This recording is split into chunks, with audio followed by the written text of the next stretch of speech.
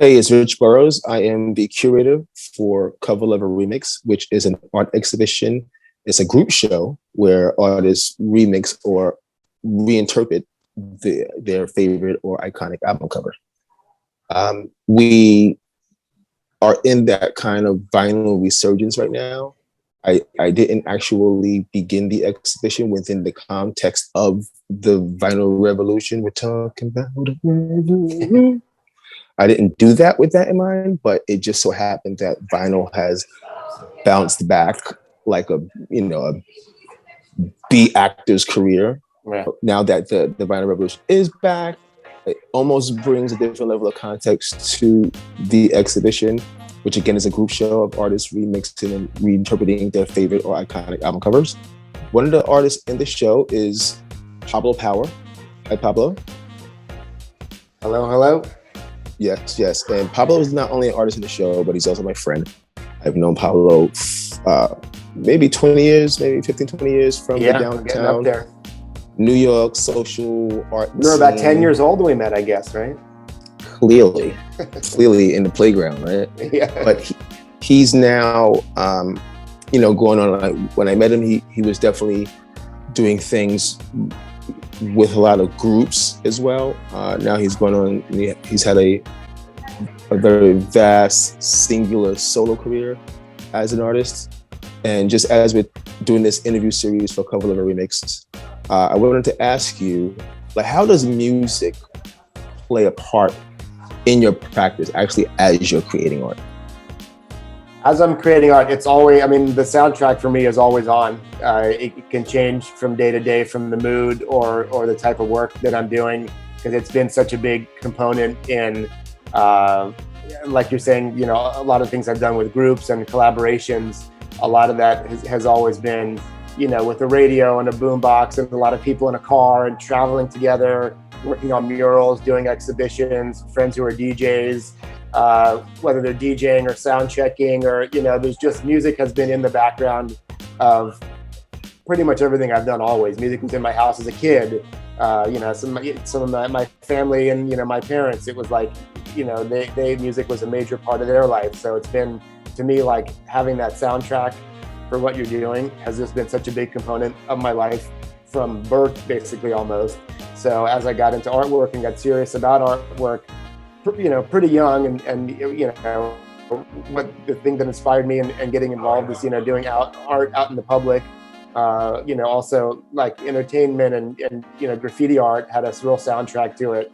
I was drawn to that even through breakdancing, as a really young kid. I was, dabbling. I got more serious about, doing public art and graffiti art, a little bit later as a teenager, but as a pretty young kid was totally blown away by, the emergence of when I discovered, where I lived at the time, and being in the community that I was in the early 80s, hearing breakdancing, and that obviously is a soundtrack and a performative aspect to it. And, pre what I understood as hip hop, or, not even having even heard rap music yet, but kind of like electro music and, right. Old freestyle type of stuff, right, like that.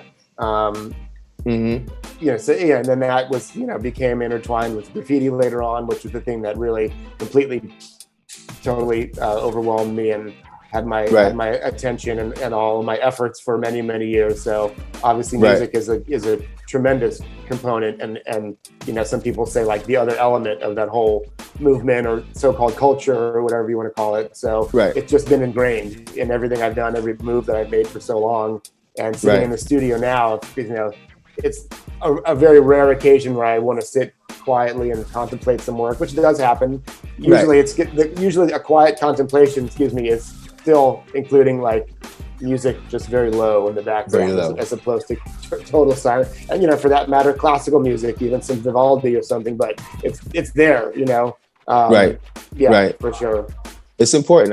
I think that it has sort of a connection to how someone creates, for sure, and it's energy, and it provides, it almost gives you a mind space that sometimes silence can't do. Sometimes the music creates it gives you a mind space. It creates this this kind of openness that just silence doesn't do, because you can almost, sometimes you can feel silence differently than you can feel the actual music. And then, so when you were young, like, what was your first interactions with album covers?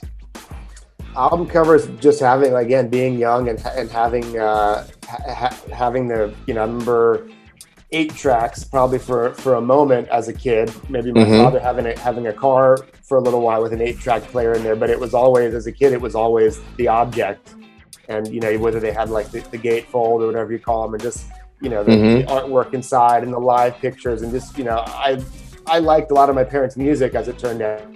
Right. Maybe probably not uncommon for kids. You just sort of are drawn to what's played in your house. If you love your parents, you love their music, probably so. But just the object of looking at the record, and the little felt dust collection thing. And my father was always, like, very careful about his stuff, and he also is an artist and a sculptor, so very particular, and like, be careful with the record, and he had to be. It was always this precious thing, and then it's like the 12 by 12 is basically a whole stack of posters. So looking at the artwork, and it just was always like very drawn and entertained by just the whole experience of not just listening to it, but pulling it out. Yes. That as things have gotten more convenient, or whatever the point of music, our interaction with music as time has gone on, that has just almost completely erased out of the whole equation. But at that point, the record was just such a beautiful object yes. to interact with, and as you're listening to the music, or even without listening to the music, oh, I love that cover. Right. Love the cover lover. But yeah, just to look at it and see it. If you're listening to a different record, but just looking at this one, looking at another cover, all those things, it just was a whole, another well-rounded experience of what playlist, walk away, forget about it. It's like a very thoughtful experience, I guess, and that's something that still inspires me a lot now, even. Yes, and I the brilliance, I think, of what album covers did is it created this. It added context to the experience of listening to the music. So it became like this kind of like full, well-rounded, multi-sensory experience. July 17th, this past weekend, was the what was the anniversary? I think it was the birth date of Alex Idleweiss, who is considered the father of the album cover. Yeah. So he worked a lot with Columbia Records in the 50s. He did I think one of his first album covers was Paul Robeson, Songs of Freemen, which is an amazing album cover. And I'm sorry, Alex Steinweiss. Okay.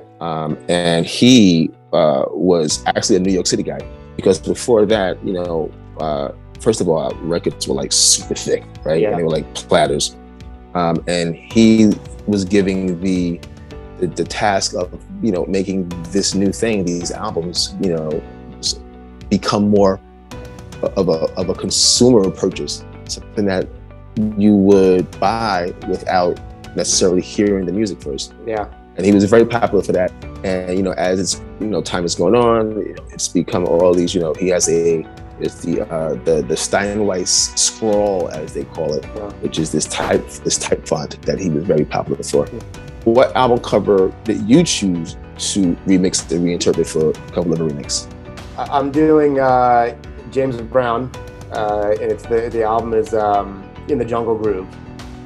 Which is, which is I started with it, I think, mostly with the song in mind.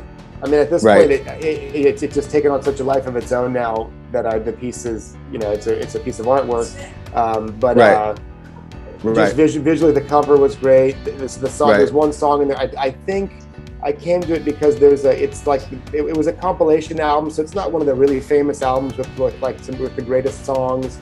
I think it was a compilation. In the Jungle Groove. Don't quote me on this, but I think it was the first one that had like an extended play mix of the song "Blind Man Can See It," which is like one of my favorite songs, and just one of the greatest samples that's been sampled in a few of my favorite old 80s rap songs and 90s songs. But it's the one where he's sitting in a prison cell, right? He's in jail, yeah, and it's yes. like the title is like scrawled in handwriting, like graffiti. In handwriting, like graffiti. Yes. So on a lot of levels, like I've spent, and he's got to kind of his foot up, just kind of waiting, like, when the hell am I going to get out of here?